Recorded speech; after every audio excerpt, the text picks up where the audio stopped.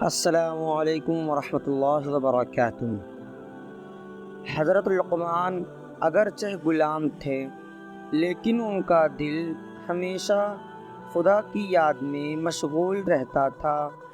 ان کا مالک ان کے مرتبے اور تقوی سے خوب واقف تھا اور ان کا دل سے احترام کرتا تھا، اگرچہ مالک انہیں آزاد کرنا چاہتا تھا۔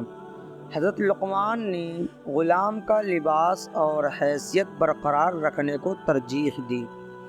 ان کی عزت اور محبت میں یہ اضافہ ہو گیا کہ مالک ہر کھانا پہلے حضرت لقمان کے پاس بھیجتا اور جو کچھ وہ بچا کر بھیجتے وہ اسے خوشی سے کھاتا۔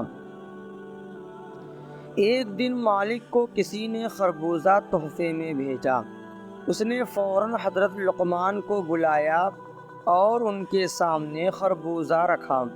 خربوزے کی پہلی قاش کاٹ کر انہیں پیش کی، جو حضرت لقمان نے انتہائی شوق سے کھا لی۔ ان کی رغبت اور محبت سے خربوزہ کھانے کا یہ انداز دیکھ کر مالک خوش ہوا اور دوسری قاش بھی پیش کر دی۔ حضرت لقمان نے اسے بھی رغبت سے کھایا۔ اسی طرح مالک نے ایک کے بعد دوسری قاش انہیں پیش کی اور حضرت لقمان نے ہر بار شکریہ کے ساتھ کھا لی۔ دیکھتے ہی دیکھتے حضرت لقمان 17 قاشیں کھا چکے تھے، اب صرف ایک قاش باقی رہ گئی تھی۔ مالک نے سوچا کہ اس آخری قاش کو خود کھاؤں گا۔ جیسے ہی اس نے قاش منہ میں ڈالی تو اس کی کڑواہٹ نے اس کا منہ جلا دیا اور اس کے منہ میں آبلے پڑ گئے۔